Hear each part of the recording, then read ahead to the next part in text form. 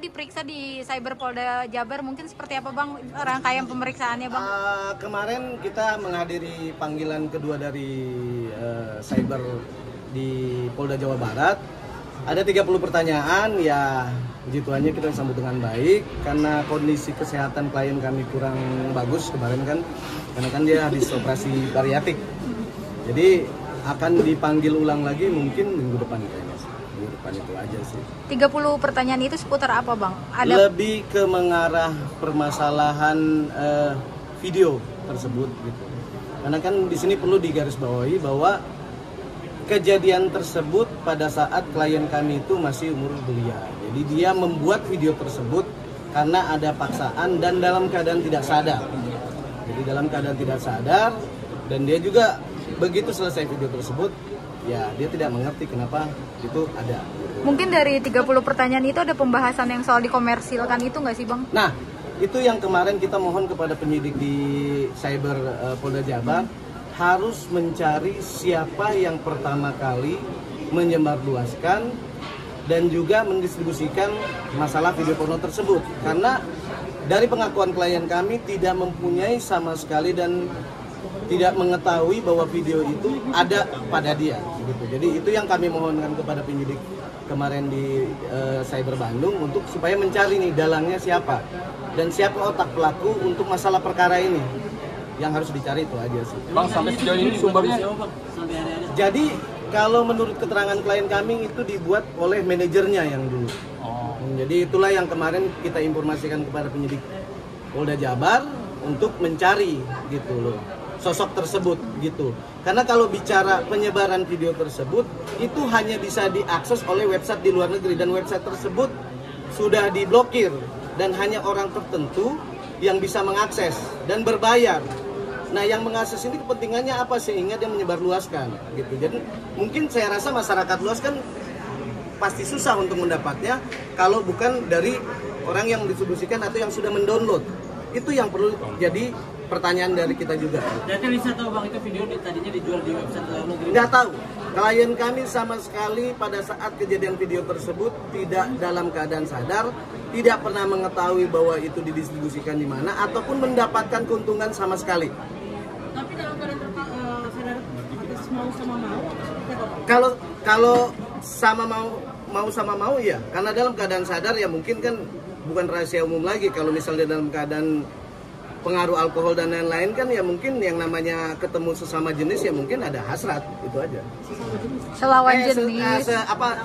Lawan jenis, bukan sesama jenis, lawan jenis. Sorry saya ralat. Saat video itu direkam, pada saat tahu apa enggak? Tidak tahu sama sekali. Jadi menurut keterangan klien kami tidak tahu dan dalam keadaan tidak sadar. Bang, tempat dan waktunya kapan Bang itu Bang? Kenapa? Peristiwa itu. Video terproduksi. Kalau nggak salah itu di 2019-2020. Di mana klien kami masih umurnya belia. Jadi baru pertama kali dia itu dari keluar rumah karena untuk mengejar cita-citanya, jadi apapun dia lakukan seperti itu. Bang, sumber utama udah diketahui Bang bahwa HP itu benar dari mantan manajernya seperti itu yang diduga gitu. Itu masih dicari. Kan makanya kita memohon kepada kemarin penyidik di Cyber Polda Jabar untuk lebih menyelidiki hal tersebut gitu. Karena kami masih meyakinkan bahwa Polda Jabar akan lebih profesional untuk menangani masalah perkara ini. Bang, mungkin Alisa sendiri sudah meng-cross check nggak sih Bang ke mantan manajernya tersebut, mengapa video tersebut bisa dibilang tuh tersebar luaskan Bang? Nggak tahu, makanya dia juga kan kaget ketika muncul permasalahan dia yang sekarang sudah viral, kenapa video itu baru muncul. Itu yang dia kaget, dan klien kami sangat tertekan dan dia juga tidak sanggup untuk melihat tersebut karena dia juga baru lihat bahwa apa yang dia lakukan itu kan dalam keadaan tidak sadar, jadi dia baru tahu. Jadi klien kami adalah korban juga di situ. Bang, mungkin untuk pemeriksaan minggu depan udah ada tanggal dan harinya Bang? Belum, kita masih menunggu surat panggilan dari Cyber Polda Jabar. Ya kita tunggu aja nanti gitu. Kemarin diperiksa berapa jam Bang? Kita mulai diperiksa itu dari jam 11 sampai jam 4 sore ya. 4 sore. Jadi tidak bisa dilanjutkan karena ya klien kami keadaannya kurang sehat. Jadi minta dulu. Beberapa kali kalau kalau saya perhatikan setiap ada pemanggilan dia selalu tidak dalam keadaan tidak sehat. Kan kalian bisa tahu nih di media bahwa dia kan habis operasi bariatik, masih dalam keadaan recovery nih, penyembuhan kan. Yang namanya orang habis operasi ini kan nggak cepat sembuhnya. Jadi dia belum bisa duduk lama ataupun beraktivitas seperti biasa. Adapun mungkin kalian misalnya dia ada ngonten ataupun segala macam, ya itu kan bisa dia diedit dan itu bukan waktu yang lama kok. Tapi cukup terpukul Bang dengan peristiwa ini Bang. Terpukulnya apa nih? Untuk Lisa Mariananya. Oh ya pastilah tertekan karena kan itu kan memori dia yang lama. Kan saya bilang bahwa klien kami juga kan mempunyai historical yang nggak baik juga. Sekarang kan di sini kan tujuan dia adalah untuk memperjuangkan masalah anaknya dan dia mencoba untuk lebih baik ke depannya. Tapi dengan timbulnya ini kita juga nggak ngerti siapa otak pelaku di belakang ini dan tujuannya apa, kepentingannya seperti apa. Kalau dibilang ini adalah masyarakat yang luas, itu bisa di-download di website luar negeri yang website tersebut itu sudah ditutup gitu loh. Dan hanya bisa diakses dengan berbayar, harus pakai VPN. Nggak semuanya, saya rasa kalian-kalian juga pasti dapatnya cuman dari Japrian yang lain-lain gitu loh. Kalau misalnya di-download sendiri, nah tujuannya dia apa mendownload sendiri gitu. Apakah dia aktivitasnya mendownload untuk film-film yang nggak bagus? Kan itu aja. Bang, tapi dengan munculnya video ini sendiri Bang, mungkin sedikit membantah pernyataan Lisa sendiri yang pernah bilang hanya dengan RK aja Bang itu. Masalah apa? Masalah video ini? Dengan munculnya video ini membantah pernyataan RK yang bilang hanya dengan RK saja dia pernah melakukan. Ya kan seperti saya bilang bahwa klien kami ini kan punya historical yang nggak bagus juga. Kalau bicara dia berhubungan ya kita nggak tahu lah, itu internalnya dia pribadi gitu loh. Tapi kalau dia perbuatan dia antara dia dengan RK hanya dia dan Tuhan yang tahu karena mereka yang mengalami. Oke, udah cukup ya. Bang, makasih Bang. Kalau dengan adanya bukti-bukti dan dia juga pengakuannya mengakui bahwa videonya dia mendekati menjadi tersangka nggak? Klien kami kooperatif dan dia berbicara apa adanya. Makanya bahwa ya itu betul gitu. Karena kooperatifnya dia gitu. Cuman kan kita harus lihat di sisi bahwa dia itu adalah korban karena ketidaksadaran dia pada saat melakukan hal tersebut. Kalau dia dalam keadaan sadar mungkin kan dia tidak mau.